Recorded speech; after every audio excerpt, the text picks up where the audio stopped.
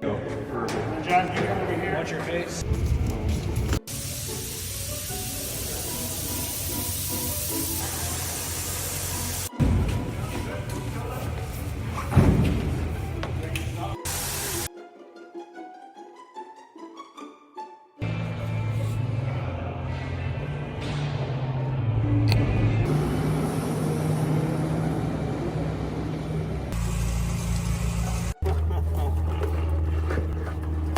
This isn't HGTV. This is House of RXN, a family, a shop, Nope. a dream, and a motorhome with no brakes.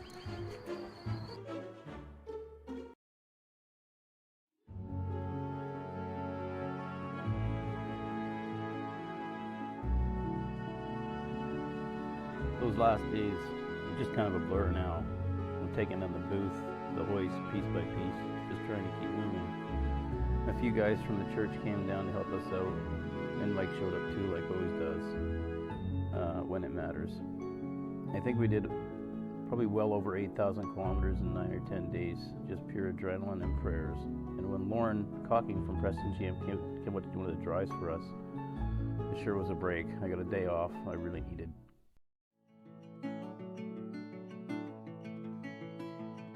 There you go. Perfect. John, can you come over here? Watch your face. Yeah. Now hop down.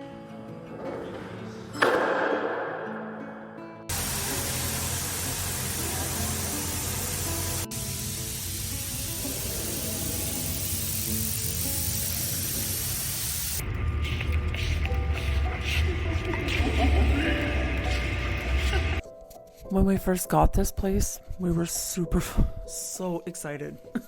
We wanted to create something super meaningful. We wanted to create a space that took care of talented tradesmen like my brothers. My brothers had suffered with mental illness for a lot of their lives, and my little brother James had lost his life to suicide in 2010, and my little brother Chris had just gone missing just before we opened up the doors of the shop. So here we were at the beginning of our brand new business journey, and my little brother Chris was missing, and my brother James had already lost his life. And every single weekend we were out in the cusp, searching the bushes and the shorelines, desperately hoping to find him. My dad could barely walk.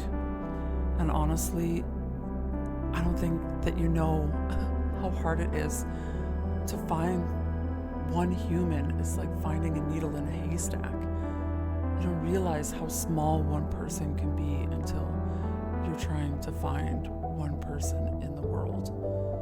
And it's honestly something that I don't wish on anybody.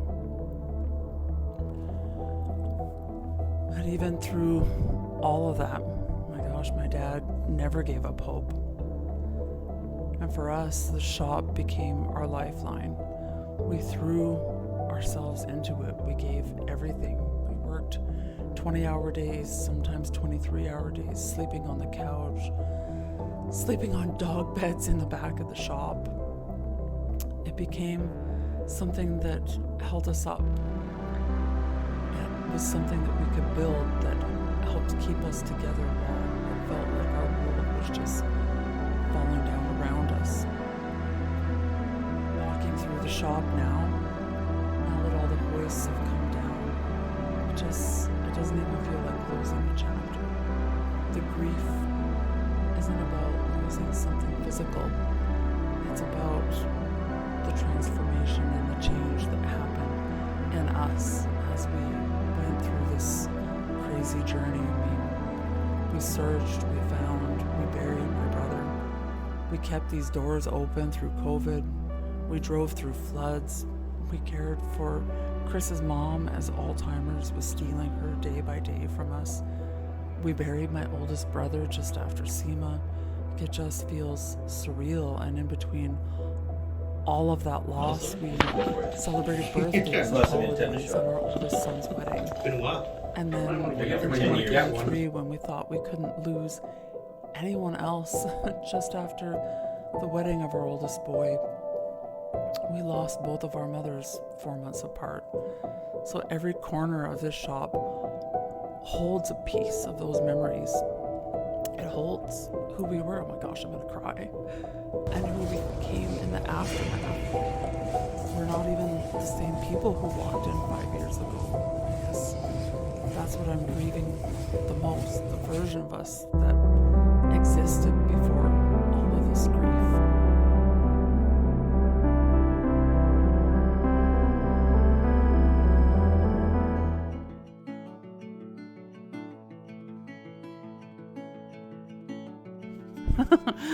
You can't get through something like this without people stepping up. And for us, that list is so long right now. But it starts with John from Radical West Racing. He let us use his trailer for months. Not days, not weeks, months. No questions asked. We've known the crew from Rust Valley for years. We built an Austin Mini for the show for Avery, and they've always had our back. This time, no frickin' different. When we were desperate for a truck to finish the move, Mike said he needed his, but 5 minutes later Matt called, and Mike was already on his way renting one for us. That's just the kind of people they are. So after we were all done the shop, we packed up and made the drive out to Tappan to say thank you, and we helped Mike get his Chevelle ready for his cross-country tour. Honestly, it's the least we could do. You just don't forget people who step in like that when you're drowning. You carry that with you. So thanks, guys. Woohoo! We made it!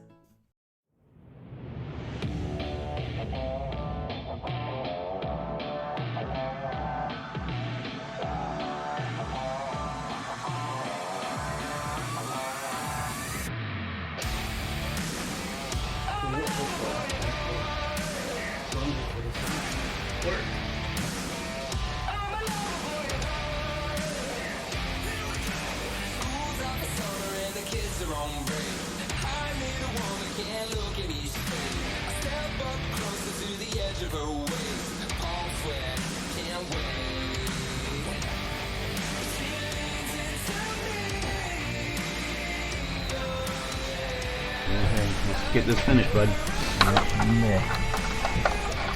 Aiden, I'm in the wrong size socket, bud. Because you grabbed it, not me. What size is it? 11/16. Okay. I like your little craftsman setup here. Here, you got it? Okay. I'm gonna drop that one in his foot with her. Watch the dog behind you. It's not even that heavy. It is. Good. Bo, unless you're gonna help, out of the way, boy.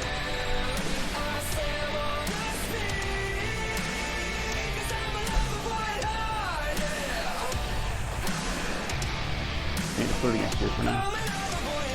Okay, go get your legs. I wouldn't put anything in because it'll barely stand up by itself. Let's get them all in here first.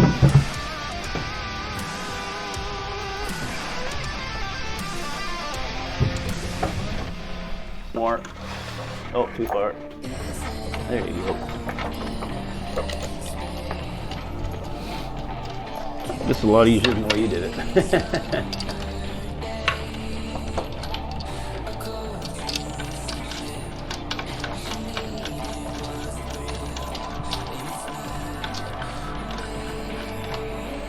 Okay.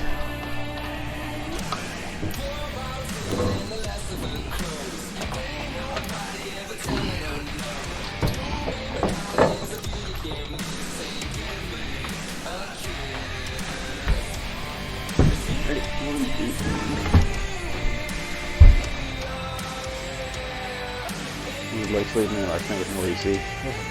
Wasn't bad. It was only 32. It's supposed to hit 37 on Monday. You know what? We're gonna have to like go 4 till 9 and then at night do a few.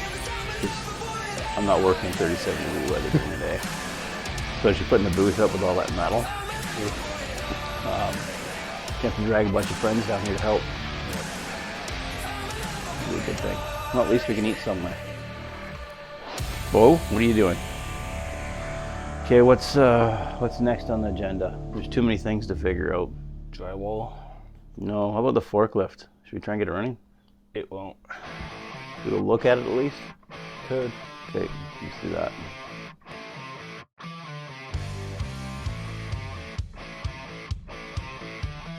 Fine. Look at all this stuff in that little shop. It's the problem when you go from over 10,000 square feet to less than 5,000. There's our spray booth in a million pieces. Can't do much production without it. Nope. There's Aiden's S10. Looks a bit sad right now. Yeah. The shop is full.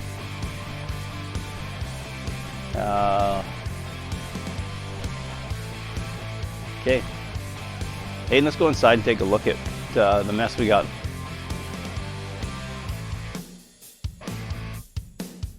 Let him be a dog. Yes.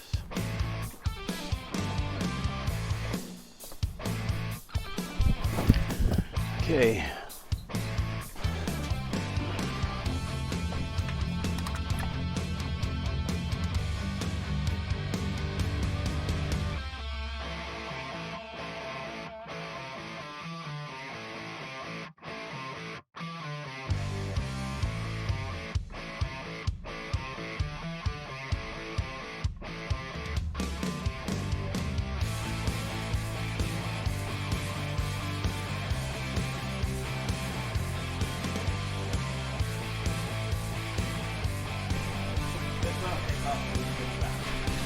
That's good.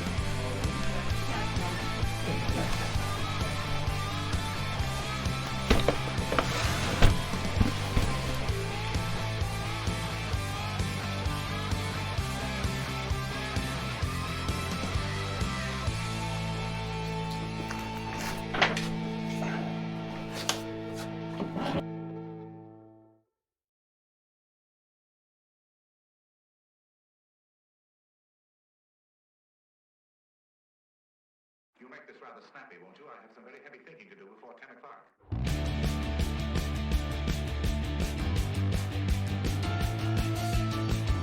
And 2 storage units and Caleb's stuff. The 8,160 kilometers.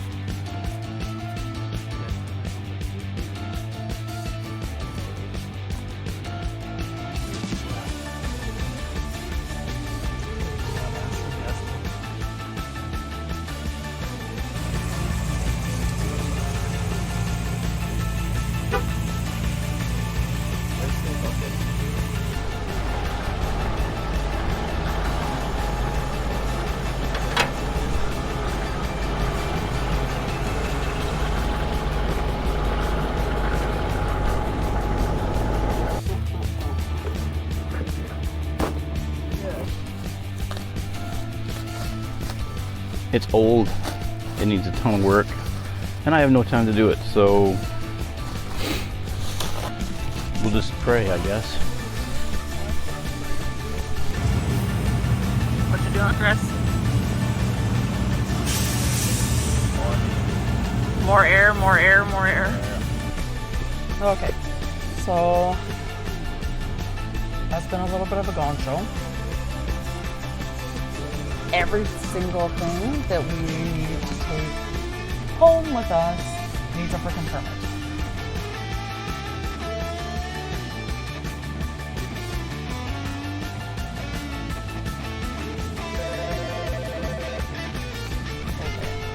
Alright, I've got it all. I'm on my way. Wish me luck. Hopefully I come back with permits.